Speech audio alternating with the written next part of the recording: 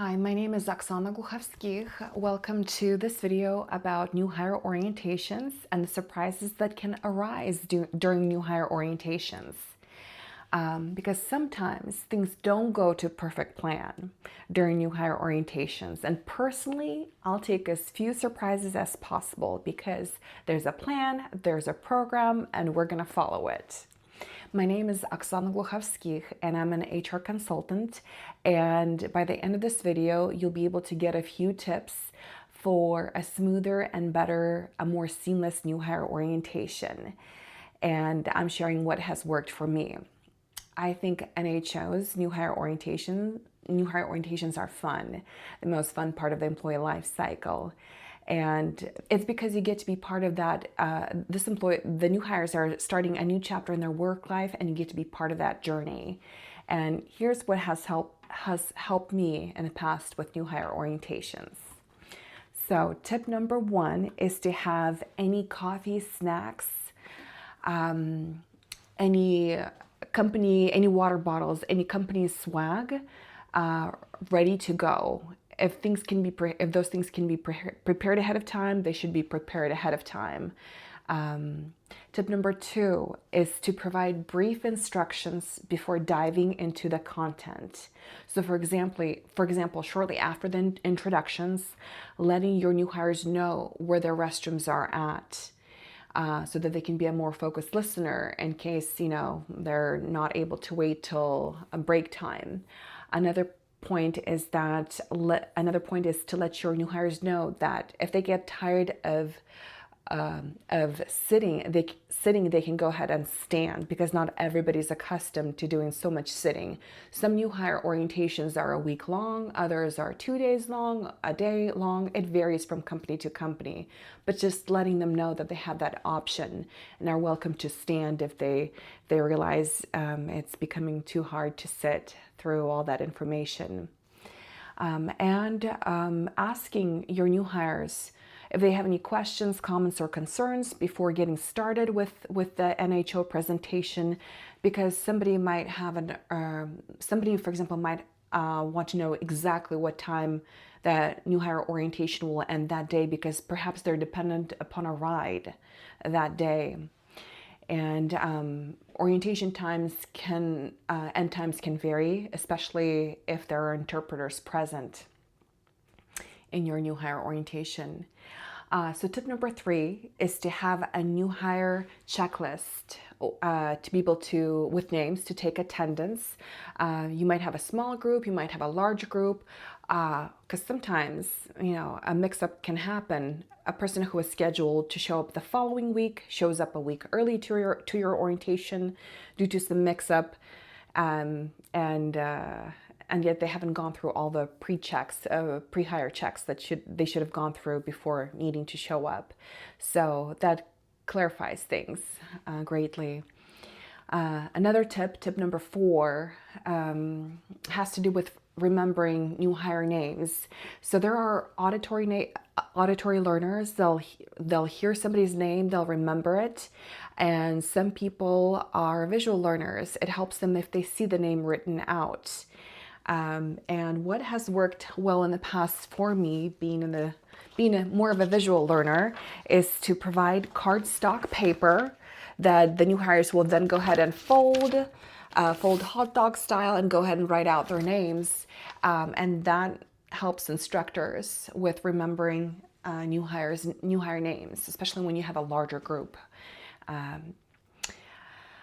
Another tip number five, is to have a large screen or monitor on which you'll be presenting. I've previously walked into an orientation where all that was present was a small laptop, and a small laptop might be okay for a couple of people, but if you have several people present, it is best to get a large monitor that can be affixed to a wall. It'll be easier to see and the information that's presented visually by having a large screen, a large monitor.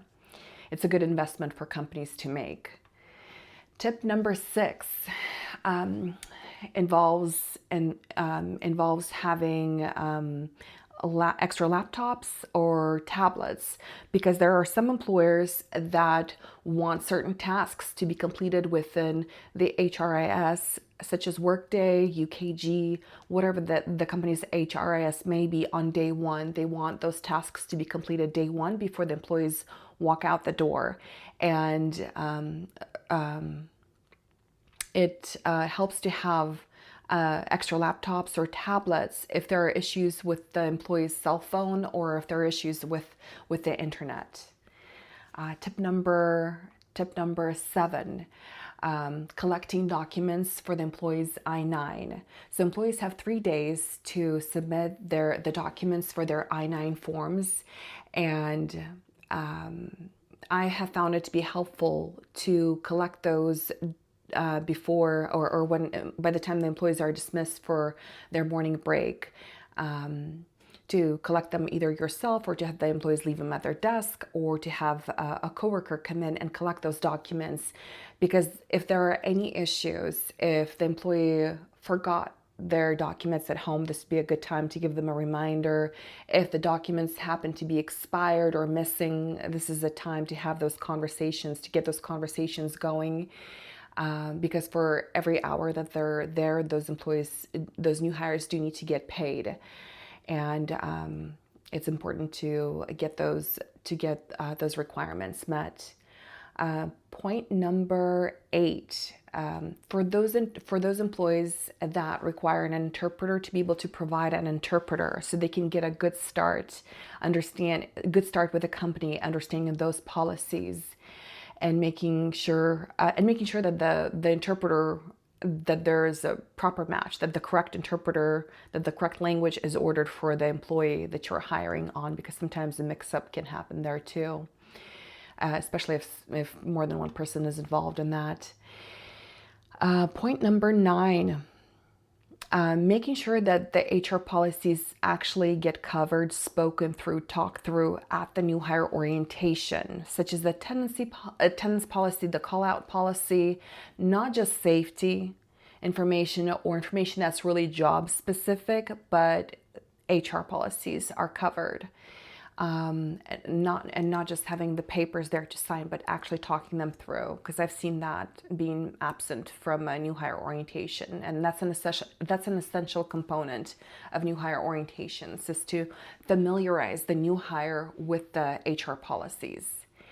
And number 10 is that sometimes new hires get a call during the middle of your new hire orientation. They'll go on a break and check their messages, and it turns out they got another offer. So the new hire might have gone through a week-long orientation with your company, or maybe it was 2 days long, a day long, whatever the time might be. At some point, they end up getting a call, and if there are multiple instructors, sometimes, an instructor does not make note of the time the employee left, the new hire left, and then that specific time will need to be determined. So the new hire will need to be paid out properly for the time that they did spend at your company attending the new hire orientation, because new hire orientation is day 1. So that happens sometimes, and employees, new hires do what's best for them, what's in their best interest and what's in the best interest of their families. So that happens, and just to be ready for that. If your company needs additional help with new hire orientations, my contact information is in the description below. So if your company needs help with designing new hire orientations, or evaluating the way that they're currently carried out, the way that they're currently conducted, please feel free to reach out in the information listed below. And besides the new hire orientations, there's a list of other services that I provide, HR services that I provide, that are listed on my website. Additionally, there's going to be information, there's going to be a link to sign up for my newsletter, and to be able to receive an employee retention questionnaire to help assess how well your company is doing in terms of employee retention. So if these tips have been helpful, you can give this video a like and subscribe for future content. I hope your new hire orientations go smoothly. Take care, and goodbye.